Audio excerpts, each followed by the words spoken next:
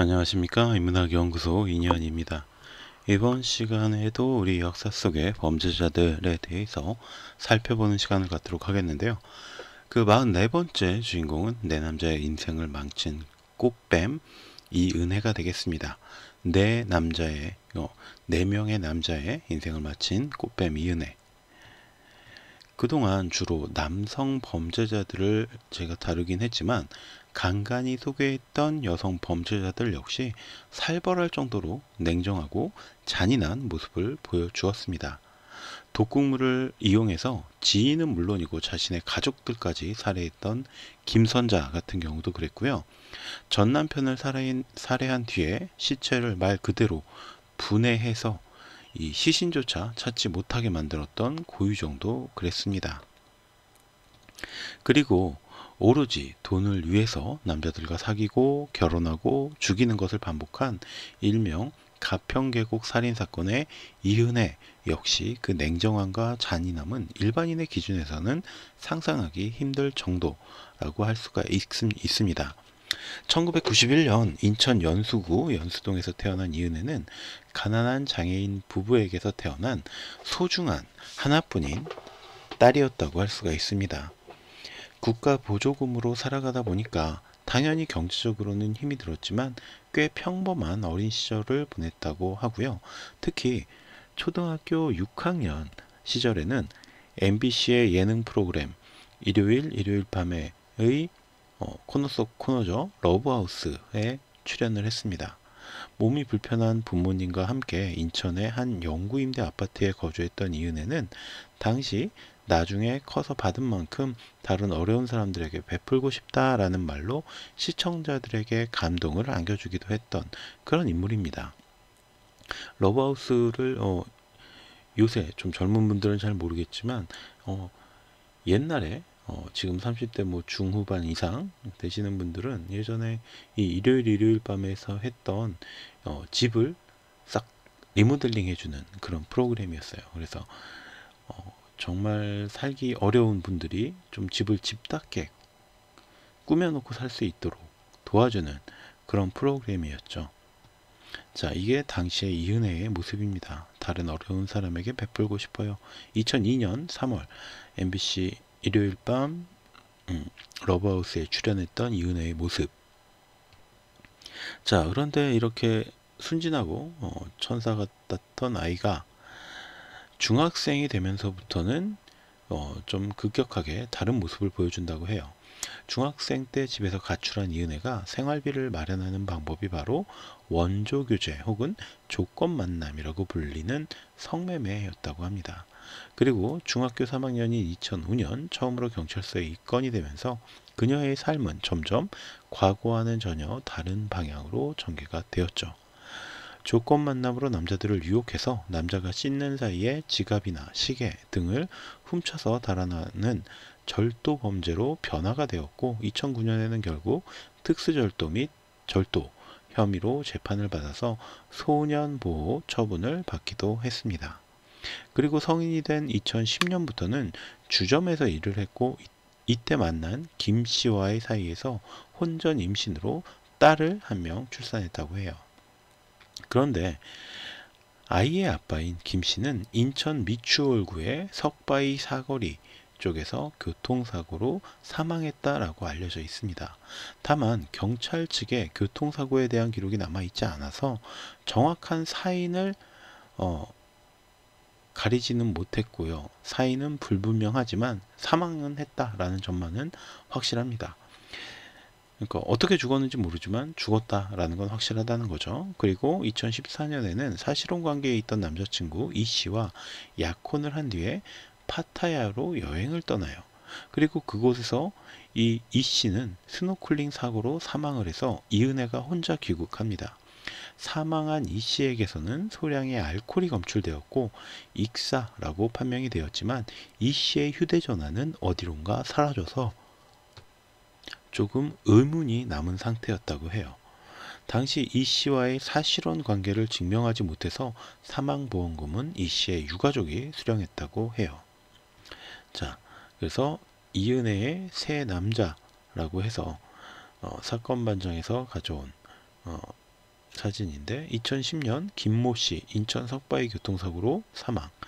그리고 2014년 이모 씨 태국 파타야에서 스노클링 사고로 사망. 그리고 2019년 우리가 잘 알고 있는 윤상엽 씨 가평 계곡에서 다이빙 사고로 사망. 자, 이 시기에 이미 가평 계곡 살인 사건의 피해자인 윤상엽 씨와도 연락을 주고받고 있었으며 이른바 썸을 타고 있었다라고 합니다. 또 다른 남자들과 그리고 또 동거도 하고 있었대요. 그러니까 이미 이때 스노클링 사고로 사망한 이모 씨하고 연관이 있으면서도 윤상엽 씨와 썸을 타고 있었고 또 다른 남자랑은 동거를 하고 있었다는 거죠.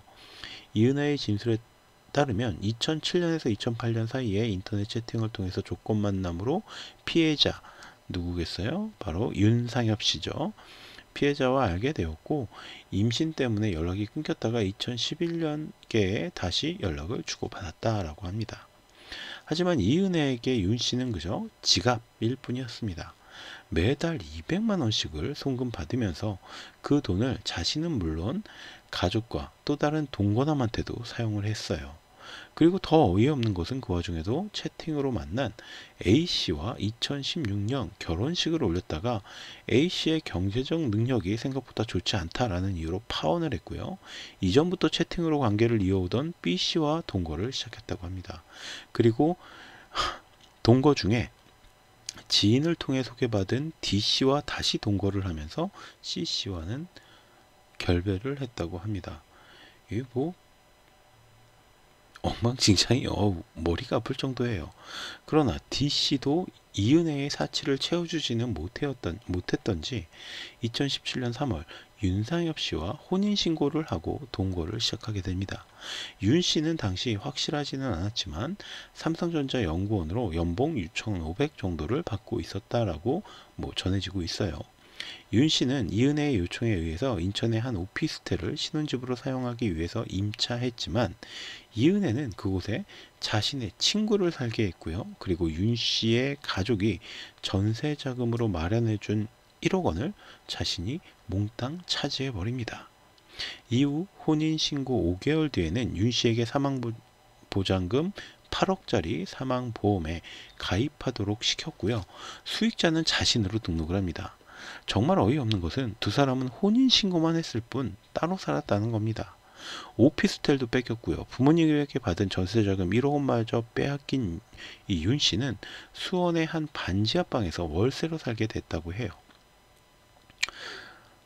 이은혜의 요구로 인해서 월급 이상의 돈을 계속해서 송금해 주느라고 전세자금 1억 외에 1억 9천만 원 정도를 또 따로 보내주면서 자신의 생활비마저 모자란 상태에 처하게 됐다고 합니다. 오죽하면 실수령액으로 450만 원 이상을 받았던 윤 씨가 사망 직전 친구에게 라면과 생수 사 먹게 3천 원만 입금해달라 라는 메시지까지 보냈다고 합니다. 자, 이게 윤상엽 씨의 카톡 내용, 그것이 알고 싶다 2020년 10월 17일에 내용을 캡처한 건데요. 미안한데 나 3,000원이 아니라 3만원이네요. 미안한데 나 3만원만 입금해 줄 수 있어? 주말이라 회사서 밥도 못 먹고 물도 사 먹으려고 미안. 그리고 누구누구야? 너한테 내 통장에 있는 9,624원 입금했어. 내 체크카드에 입금한다는 걸 밥 사 먹으려고 했는데 미안한데 7,000원만 좀 입금해 주라. 나 돈이 없어서 배고픈데 미안.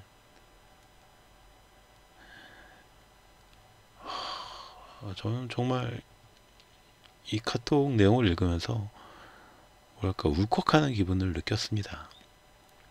자, 어쨌든 이은혜의 만행은 끝날 줄을 몰랐습니다. 윤 씨의 퇴직금을 사전정산을 받도록 해서 약 4천만 원 정도를 자신이 가져갔고요. 윤 씨의 누나로부터 1,500만 원을 빌리게 한 뒤에 그것마저 또 자신이 가져갔습니다. 심지어 윤 씨 누나의 카드를 빌려오게 한 뒤에 카드깡을 통해서 다시 560만 원을 챙기기까지 했다고 해요. 윤 씨는 계속되는 생활고 때문에 자살까지 생각했지만 이은혜는 다른 남성들과 해외여행을 다니는 등 더욱 사치스러운 삶을 살아갔다고 합니다. 그리고 견디다 못한 윤 씨가 생활고를 호소할 때는 쓰레기 새끼, 정신병자 등의 욕설과 함께 윤 씨를 폭행하기까지 했다고 해요. 그리고 더 이상 윤 씨에게 뜯어낼 돈이 없다고 판단한 이은혜는 새로운 계획을 세우게 되는데 그게 바로 당시 교제하고 있던 조현수와 의논해서 윤 씨의 사망보험금을 수령하기 위한 행동을 시작한 겁니다. 자, 이게 이은혜와 조현수의 모습입니다. 2019년 2월 17일 이은혜와 조현수는 지인들과 여행을 빙자해서 윤 씨를 양양의 한 펜션으로 데리고 갑니다. 그리고 음식점에서 사온 보고로 매운탕을 끓여서 윤 씨에게 먹였어요. 보고의 도구로 윤 씨를 살해하려고 했던 거죠. 이은혜와 조현수는 보고로 매운탕을 끓여 먹이는 5시간 동안 서로 텔레그램 메신저로 대화를 나눴다고 합니다. 일단 국은 다 마셨다. 다 때려 부었다. 왜 멀쩡하냐? 등등 범행 계획에서부터 끝날 때까지 윤 씨에게 보고독을 먹이기 위해서 자신들이 벌인 일을 증거로 남긴 것이죠. 다행스럽게도 이들이 윤 씨에게 먹인 보고는 독성이 약한 밀복이라는 것이었기 때문에 윤 씨는 그들의 계획과는 달리 목숨의 지장은 없었다고 합니다. 그러자 이들은 석 달 뒤인 5월 20일 한 낚시터로 윤 씨를 유인해서 그곳에서 수영을 전혀 할 줄 몰랐던 윤 씨를 빠뜨려 죽이려고 했습니다. 그러나 그마저도 역시 다행스럽게 현장에 있던 다른 일행들이 물에 빠진 윤 씨를 발견해서 건져줬고 덕분에 이들의 범행은 실패로 돌아가게 됐죠. 그러나 이은혜와 조현수는 포기하지 않았어요. 특히 보험료를 내지 못해서 7월 1일부로 보험 실효가 된다. 그러니까 보험이 사라진다. 라는 사실을 예고받자 하루 전인 6월 30일 윤 씨와 지인들을 데리고 가평의 용소 계곡으로 여행을 떠난 거예요. 그리고 저녁을 먹은 뒤 저녁 8시경 윤 씨에게 4m 높이에서 다이빙을 하라고 강요를 했습니다. 그리고 수영을 하지 못하는 윤 씨가 정말 마지못해서 뛰어내렸는데 그때 윤 씨를 구조해 주지 않고 지켜만 보면서 결국 윤 씨가 죽음에 이르도록 만들었습니다. 사건을 조사한 가평 경찰서에서도 단순한 물놀이 중 변사 사건으로 사건을 종결시켜 버렸죠. 이제 사망보험금 8억 원만 타내면 된다라는 마음에 기뻐하던 이은혜와 조현수의 계획에 브레이크가 걸린 것은 윤 씨의 누나가 대학 동창을 통해서 일산 서부경찰서 지능범죄수사팀에 근무하는 형사에게 사건을 제보했기 때문입니다. 자, 그러니까 누나 입장에서는 이게 굉장히 이해가 안 가고 이은혜가 의심스러웠던 거죠. 그래서 당시 지능범죄수사팀장은 윤 씨의 누나와 보험사 관계자들을 불러서 조사를 했고요. 2019년 11월부터 사건을 재수사하기 시작합니다. 당연히 보험사의 사망보험금 지급은 거부가 되었죠. 그러자 이은혜는 뻔뻔하게도 2020년 3월 자신이 직접 그것이 알고 싶다에 보험사와의 지급 분쟁을 겪고 있다라면서 이런 사실을 제보해요. 그러나 제보를 받았던 김영태 PD는 이은혜의 언행에서 수상한 점을 느끼게 되었고 사실관계를 다시 한번 취재를 하게 됩니다. 그리고 2020년 10월 17일 방송을 통해서 이은혜의 행적들이 보도가 되면서 이 사건이 세상에 알려지게 된 겁니다. 자, 돌아가신 고 윤상엽 씨 사망 당시의 나이 40세였다고 합니다. 경찰 역시 이은혜와 조현수에 대한 광범위한 수사를 진행하게 되었고 마침내 2020년 12월 살인과 보험 사기 미수 혐의로 두 사람을 검찰에 송치를 합니다. 그리고 2021년 2월부터 현장 검증과 주거지 압수수색 등을 통해서 보강 수사에 나섰고요. 그러자 이은혜와 조현수는 검찰의 2차 소환에 응하지 않고 그대로 달아나게 됐습니다. 결국 인천지검 형사 2부는 2022년 3월 30일 살인 및 보험 사기 미수 혐의로 이들을 공개 수배하기에 이르렀고요. 그리고 계속 이들의 과거 행적을 추적해 나갔고, 이들을 통해서 경찰 수사에서 밝혀지지 않았던 앞선 두 차례의 살인미수 범행을 추가로 또 확인하기도 했습니다. 2022년 4월 16일 낮 12시 25분경 수배 17일 만에 고양시 덕양구의 한 오피스텔에서 이은혜와 조연수가 검거되었고요. 계속되는 은거 생활 끝에 이은혜가 아버지에게 자수의 뜻을 전했고, 이에 아버지가 경찰에게 은거지의 대략적인 위치를 알려주었던 것이라고 해요. 이후 아버지가 기다리는 삼송역의 약속 장소에 나타난다고 했으나 나타나지 않았고, 결국 오피스텔로 들어가서 복도에 있던 조연수와 집안에 있던 이은혜를 경찰이 직접 체포하게 됐다라고 합니다.